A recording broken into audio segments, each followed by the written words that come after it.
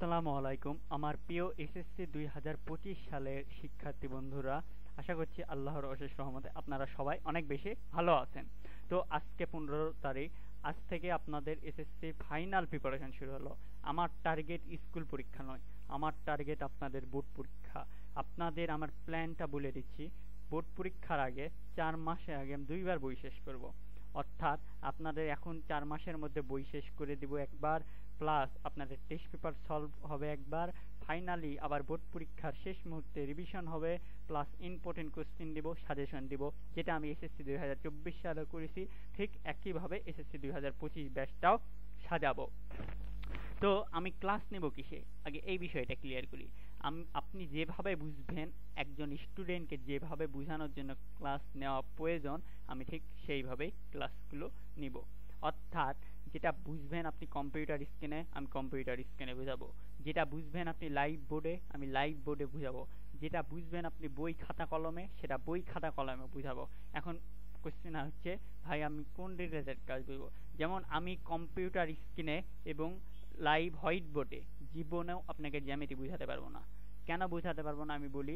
জ্যামিতির যে সম্পাদ্যগুলো আছে সেগুলো কখনোই বুঝাতে পারবো না। আমি বুঝাতে পারবো কিন্তু আপনারা বুঝবেন না অত ভালো। ওটা খাতা হাতে কলমে কাটা কম্পাস দিয়ে প্র্যাকটিক্যালি দেখাবো। ঠিক যে ক্লাসগুলো যেখানে নেওয়া প্রয়োজন আমি সেখানেই নিব। তো এটা আমি ক্লিয়ার করে দিলাম। আজকের ক্লাসটা হচ্ছে আমি রসায়ন শিক্ষা, রসায়ন ক্লাস নেব। এক ক্লাসে অধ্যায় কমপ্লিট করে দেব। একটা চ্যাপ্টার এক ক্লাসে শেষ করে দিব। ক্লাস খুব বড় হবে না, আমি কোনো আউল ফাউল কথা বলবো না, ইম্পর্টেন্ট কথা বলবো। দেখেন আমি যেটা বলি সেগুলো স্কুল পরীক্ষাতেও কমন পাবেন ইনশাল্লাহ, বোর্ড পরীক্ষাতেও ইনশাল্লাহ কমন পাবেন। তো চলুন আগে আপনার অধ্যায়ের চ্যাপ্টার সম্পর্কে একটা ধারণা দিয়ে দিই। আজকে শেখাবো প্রথম অধ্যায়। এখন আসুন, প্রথম অধ্যায় দ্বিতীয় অধ্যায় থেকে কোনো সৃজনশীল কোশ্চেন হয় না, এমসিকিউ হবে মাস্ট বি। প্রথম অধ্যায় থেকে বোর্ড পরীক্ষায় এসএসসি 2025 সালে সকল বোর্ড পরীক্ষায় 2টা এমসিকিউ হুবহু কমন পাবেন বইয়ের লাইন থেকে। কোনো টেস্ট পেপার না, কোনো গাইড না, বইয়ের লাইন থেকে হুবহু 2টা কি পাবেন, এমসিকিউ কমন পাবেন। আমি চ্যালেঞ্জ করলাম। এবার আসুন, আমি আগে আপনাকে এ প্লাস পাওয়ার জন্য সৃজনশীলের জন্য অধ্যায় বলে দিই।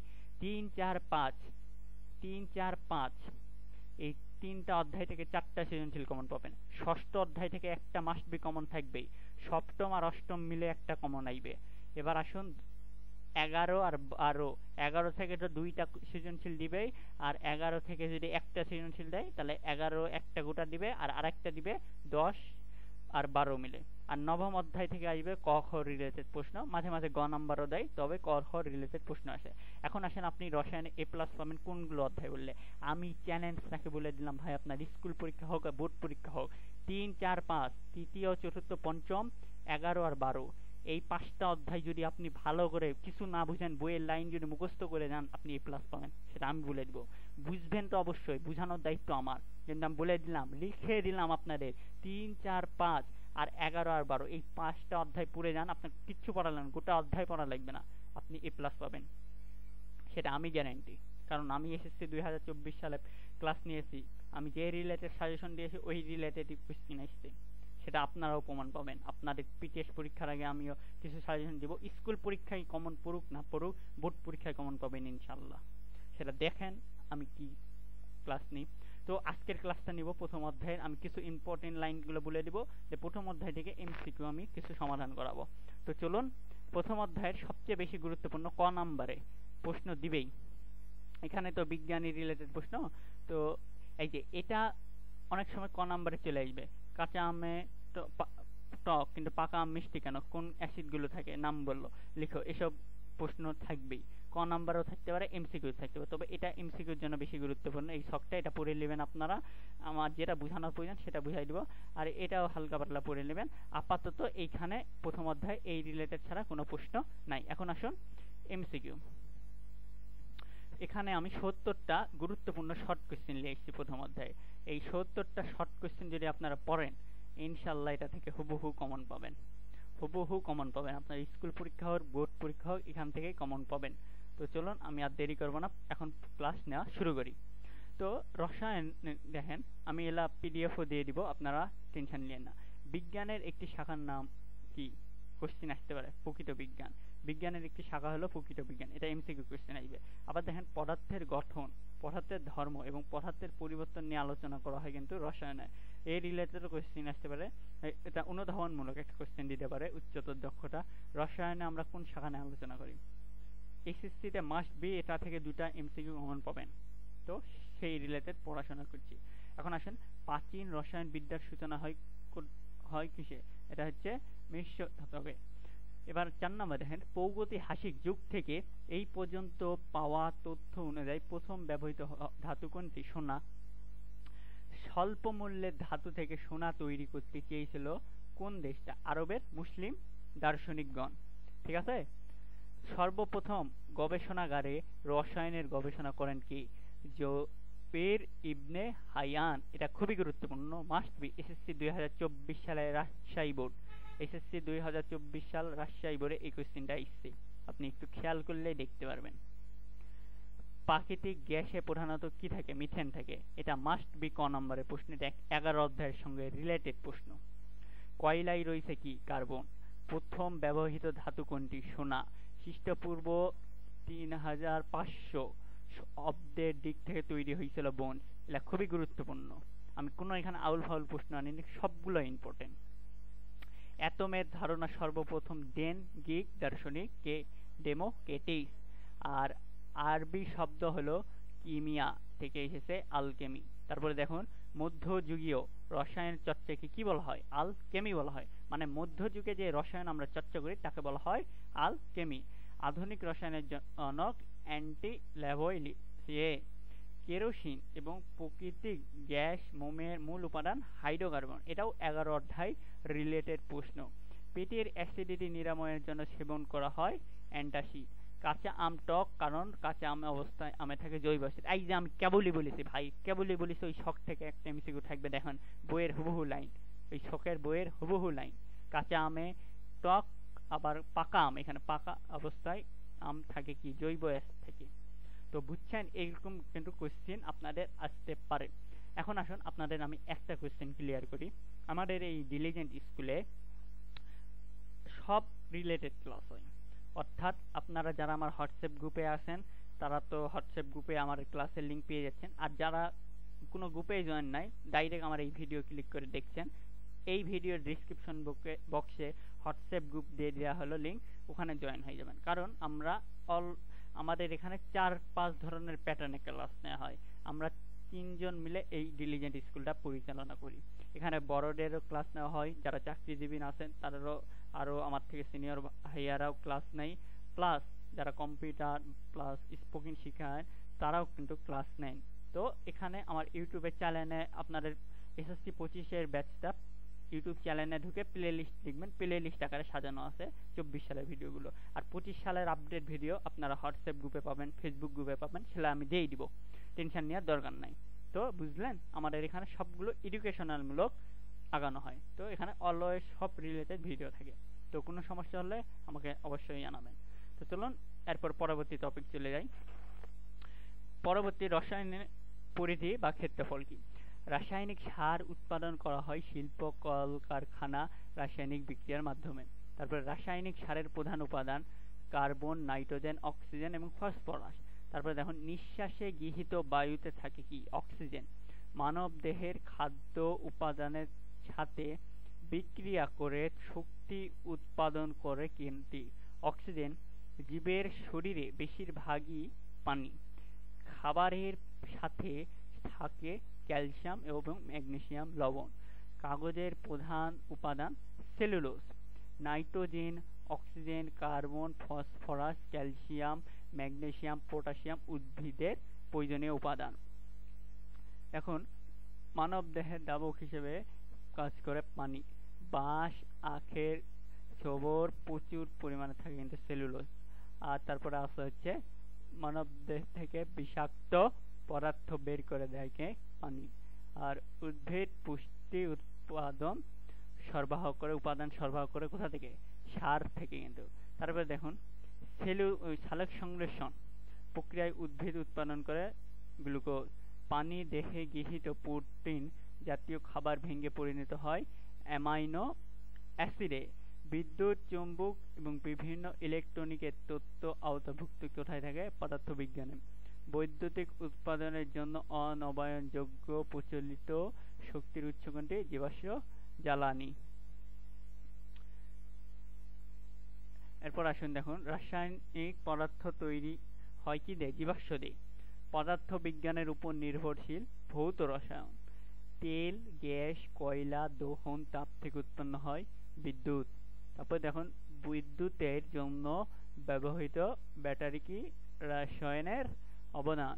তারপরে দেখুন, রাসায়নিক হিসাব নিকাশ, সূত্র প্রদান ও গাণিতিক সম্পর্ক স্থাপন করে গণিত।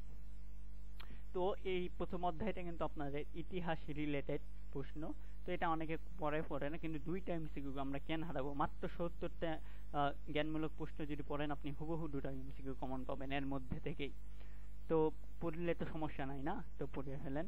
তো দেখুন, মানব কল্যাণের সাধনের প্রয়োজন কি? রসায়নের পাঠ। জমিকে উর্বর করার জন্য তৈরি হচ্ছে সার। চাষাবাদ কিংবা খাদ্যের জন্য আমরা নির্ভর করি রসায়নের উপর। খাদ্য উৎপাদনে আমরা সরাসরি নির্ভরশীল রসায়নের উপর। কীটনাশক সৃষ্টি করতে পারে না শব্দ দূষণ। তারপর paste, brush, biscuit, shampoo, lotion রাসায়নিক পদার্থ। পোকামাকড় দমনে ফসলি জমিতে ব্যবহৃত হয় কীটনাশক। প্রিজারভেটিভ এক ধরনের রাসায়নিক পদার্থ। পরিবেশের তাপমাত্রা বৃদ্ধি করে কার্বন ডাই অক্সাইড। পারদ, লেড, আর্সেনিক এবং কোবাল্ট ভারী ধাতু। কলকারখানা, যান্ত্রিক যানবাহন থেকে উৎপন্ন হয় carbon die oxide, sulphur die oxide এবং কার্বন মনোক্সাইড। রাসায়নিক বর্জ্যসমূহের মধ্যে রয়েছে গ্যাস, অ্যাসিড, ভারী ধাতু। রাসায়নিক অপরিমিত ব্যবহার ঘটায় পরিবেশ দূষণ। রাসায়নিক পদার্থে বিভিন্ন ক্ষতিকারক দিক ও ঝুঁকি সম্পর্কে জ্ঞান অর্জন সম্ভব রসায়নের পাঠের মাধ্যমে। তারপরে দেখুন, কোয়ান্টাম মেকানিক্স ব্যাখ্যা পরমাণুর গঠন। তো এই ক্লাসগুলো অনেকের কাছে একটু বোরিং লাগতে পারে, যেমন ভাই আপনি শুধু পড়াই যাচ্ছেন, কারণ এটা এমসিকিউ ক্লাস। তো এমসিকিউ ক্লাসগুলো কিন্তু এভাবেই হবে, আর বাকি যেটা বুঝার কাজ সেটা তো আমি বুঝাবো। তো এখন আসুন, বিজ্ঞানের লক্ষ্য হলো কি? মানব জাতির কল্যাণ। অনুসন্ধান থেকে জন্ম নেয় গবেষণা। কাজের পরিকল্পনা প্রণয়ন করা হয় অনুসন্ধান ও গবেষণা প্রক্রিয়ার ধাপ 3। পরীক্ষা নিরীক্ষা পদ্ধতিগতভাবে যে সুসংবদ্ধ জ্ঞান অর্জন হয় সেই জ্ঞান হলো বিজ্ঞান। সঠিক পদ্ধতিতে পরীক্ষা নিরীক্ষার মাধ্যমে কোনো কিছু জানার নাম গবেষণা। আর অনুসন্ধান ও গবেষণা প্রক্রিয়ায় প্রথম ধাপ বিষয়বস্তু নির্ধারণ করে। বিষয়বস্তু সম্পর্কে ধারণা অর্জন হয় 2য় ধাপে। তো এরপরে আসে রসায়নের অনুসন্ধান ও গবেষণার ধাপ 6টি। রসায়নের অনুসন্ধান বা গবেষণা প্রক্রিয়ার শেষ ধাপ ফলাফল নিয়ে আলোচনা করা হয়। অ্যামাইনো ক্লোরাইড এবং পানির বিক্রিয়া তাপের শোষণ হয়। ক্যালসিয়াম অক্সাইড ও পানির বিক্রিয়ায় তাপ উৎপন্ন হয়। অনুসন্ধান ও গবেষণার প্রক্রিয়ায় গুরুত্বপূর্ণ ধাপ প্রত্যাশিত ফলাফল নিয়ে আলোচনা করা হয়। তো এই ছিল আমাদের টোটাল 70টা বট প্রশ্ন, যেগুলো আমি লিঙ্ক আপনাদের শীট পিডিএফ আকারে দিয়ে দিব। 70টা এটা আমি যেটা ক্লাসে করালাম ইম্পর্টেন্ট, আমি টোটাল আপনাদের দিব 100টা বট প্রশ্ন। এই 70টা পড়লে তো কমন পাচ্ছেন, আর 100টা পড়লে আরেকটু বেটার ভালো হয়। আর আপনাদের যদি পিটিএস পরীক্ষা দেওয়া যখন হবে, তো অনেকে শুনছি 23 তারিখ থেকে নিবে। তো এই মাস থেকে অনেকের শুরু হবে, অনেকের আবার 1 তারিখ থেকে শুরু হবে। তো যাই হোক, এটা বিষয় না, যার পরীক্ষা হবে যখন আমাকে জানাইছে অনেকেই, তাদের জন্য ধন্যবাদ। তো পরীক্ষার আগে আমি আপনাদের ছোট একটা সাজেশন তৈরি করে দিব। আর আমার টার্গেট স্কুল পরীক্ষা নয়, আমি তো বললাম আমার টার্গেট বোর্ড পরীক্ষা। তো আসলে এই প্রথম অধ্যায় থেকে এমসিকিউ রিলেটেড ছাড়া তেমন কোনো প্রশ্ন ওভাবে হয় না। তো এমসিকিউই আমি পড়ালাম জাস্ট। আর এটা প্রথম অধ্যায়ে আপনার প্রথম খুলে বইটা একবার রিডিং করে আমার এমসিকিউগুলো পড়বেন, কারণ মূল বই ব্যতীত কেউ বলতে পারবে না কোশ্চেন কোথা থেকে হবে, কারণ মূল বই থেকে কোশ্চেন হয়। এখন আসেন, কোশ্চেন হলো এই যে এই বিস্ফোরণ পদার্থ, দাহ্য পদার্থ, এলা একটু চেনা লাগবে। এটা থেকে মাস্ট বি একটা এমসিকিউ কমন পাবেন আপনাদের স্কুল পরীক্ষায়, এই পিটিএসটা জান বলে দিলাম। এরকম একটা চিহ্ন দিয়ে দিবে, বলবে এটা কোন পদার্থ, বিষাক্ত পদার্থ, এভাবে নাম দিবে। তো এই চিহ্নগুলো একবার দেখে নেবেন। আর তেমন কোনো কোয়েশ্চেন নাই, এখন এমসিকিউ কিন্তু বেশিরভাগ এখান থেকে হয় এই রিলেটেড। তো আশা করি বুঝতে পেরেছেন। আর সৃজনশীল দুই একটা থাকলে থাকতে পারে। দেখুন খ নম্বর, পাকা আম খেতে মিষ্টি লাগে কেন, এটা কিন্তু আমি বললাম এই কোয়েশ্চেনগুলো ক খতেও আছে এমসিকিউতেও আছে, আমি যেটা বললাম আশা করি আপনি বুঝতে পেরেছেন। তো নেক্সট দিন আমরা শিখব রসায়নের সবচেয়ে ইম্পর্টেন্ট চ্যাপ্টারে চলে যাব, অর্থাৎ ইম্পর্টেন্ট চ্যাপ্টার কি চলে যাব বলে, ইম্পর্টেন্ট চ্যাপ্টার তৃতীয় অধ্যায় চলে যাব। এখন আসেন ভাই, দ্বিতীয় অধ্যায় করাবেন না? দ্বিতীয় অধ্যায় আমি এখনই শেষ করে দিব। দ্বিতীয় অধ্যায়েও তেমন কিছু পড়ানোর মতো গুরুত্বপূর্ণ কিছু নাই। আমার জেলা আগে এসএসসি পরীক্ষাতে হুবহু কমন আসবে, সেটা আমি শেষ করব। দ্বিতীয় অধ্যায় থেকে আপনার কঠিন তরল বা গ্যাসীয় এগুলা সবাই ছোটকাল থেকে পড়ছেন, এটা আমার পড়ানোর দরকার নাই। শুধু একটা জিনিস বুঝাবো, সেটা একটু বুঝাই দিয়ে আমি শেষ করে দেবো, যদি সৃজনশীল কখনো দেয়। এখানে দেখেন HCl অর্থাৎ হাইড্রোক্লোরিক অ্যাসিড, এখানে হচ্ছে NH4 ও এখানে দুই পাশে দুটো তুলা দিয়েছে। এখন যে গ্যাসের আণবিক ভর আর যত বেশি, এই রিলেটেড একটা সৃজনশীল আছে। তো এটা আমি দেখাই দিব, তৃতীয় ক্লাসের আগে দেখাই দিব। তো এটা জাস্ট আপনারা একটু দেখে নিন। আর দ্বিতীয় অধ্যায়টা হালকার উপর ঝাপসা, মানে একটু রিডিং করে রাখেন। দ্বিতীয় অধ্যায় থেকে কোনো সৃজনশীল কোয়েশ্চেন আসে না, এখন পর্যন্ত সর্বোচ্চ মনে হয় 2টা বোর্ডে এসেছে, কোনো বোর্ডে আসেনি। এসএসসি 2024 সালেও দ্বিতীয় অধ্যায় থেকে কোনো প্রশ্ন আপাতত বোর্ডে আসতে দেখা যায়নি। তো আমি যেটা ইম্পর্টেন্ট অধ্যায় সেটা আগে শেষ করব। আমি আগে আপনাদের অধ্যায় কি কি শেষ করে দেবো সেটা আমি বলি। আমি আপনার রসায়নের অধ্যায় টোটাল 12টা অধ্যায় পড়াবো, কিন্তু এইভাবে পড়ালে অনেকে ক্লাস করার মোটিভেশন হারাই ফেলবেন। অর্থাৎ বলবেন যে ভাই আপনি খালি আনইম্পর্টেন্ট চ্যাপ্টারগুলো পড়ান, আমাদের অমুক অধ্যায় লিখবে। তো আগে আমি বলে দিই, ক্লাসের রুটিনটাই আপনাদের আগে আজকে আমি শেয়ার করে দিই। প্রথম অধ্যায় শেষ করলাম, দ্বিতীয় অধ্যায় আপনারা পড়লেই পারবেন। আমি নেক্সট ক্লাস থেকে শুরু করব তৃতীয় অধ্যায়। তৃতীয়, চতুর্থ, পঞ্চম, ষষ্ঠ, সপ্তম, অষ্টম, এই 3 থেকে 8 অধ্যায় টানা সিরিয়াল মেন্টিক আগে পড়াবো, কারণ এই অধ্যায়গুলো থেকে হুবহু সৃজনশীল কোশ্চিন আসবেই। তাই আগে ইম্পর্টেন্ট অধ্যায়গুলো তৃতীয়, চতুর্থ, পঞ্চম, ষষ্ঠ, সপ্তম, অষ্টম, এটা শেষ করার পর আমি রিসেন্টলি ঢুকে যাব 11 অধ্যায় 12 অধ্যায়। 11-12 অধ্যায় হয়ে গেলে আমাদের বাকি থাকবে কি, দশম অধ্যায় থাকছে, নবম অধ্যায় থাকছে, এদিক থেকে 2 অধ্যায় থাকছে। এই 3টা অধ্যায় নিয়ে হালকার উপর ঝাপসা দিব, এমসিকিউ পড়াবো, সৃজনশীলও পড়াবো, কারণ দ্বিতীয় অধ্যায় থেকে মাঝে মাঝে সৃজনশীল আসে। তো এটা আমি নেক্সট ক্লাসে, অর্থাৎ এই অধ্যায়গুলো শেষ হলে পড়াবো। তো নেক্সট ক্লাসে আপনাদের কাজ থাকলো প্রথম অধ্যায়, দ্বিতীয় অধ্যায়, 2টা অধ্যায় ভালো করে একটু পড়ে নেবেন। আপনাদের ইনশাল্লাহ সবার গাইড আছে, একটু এমসিকিউ গুলো রিডিং পড়াই দেবেন। আর তৃতীয় অধ্যায় আমি শুরু করব নেক্সট ক্লাস থেকে। তো একদিনে একটা অধ্যায় কখনোই কভার হবে না, হতে পারে তৃতীয় অধ্যায় থেকে 2টা ক্লাস হবে, চতুর্থ অধ্যায় 2টা, পঞ্চম অধ্যায় 2-3টা, যে অধ্যায় যত বড় সেই অধ্যায় সেরকম ক্লাস নেওয়ার চেষ্টা করব। আর গ্রুপের রুটিন দেওয়া আছে, আপনারা সেই অনুসারে ক্লাসে জয়েন হবেন। আমি ক্লাস সে নির্দিষ্ট টাইমে রুটিন ক্লাসের লিঙ্কটা দিয়ে দেবো, সেই অনুসারে জয়েন হবেন। ধন্যবাদ সবাইকে। যারা যারা এখনো সাবস্ক্রাইব করেনি আমাদের ডিলিজেন্ট স্কুলকে সাবস্ক্রাইব করুন। ভিডিওটা ভালো লাগলে একটা লাইক দিয়ে দিন। আল্লাহ হাফেজ, নেক্সট ক্লাসে আবার দেখা হবে ইনশাআল্লাহ।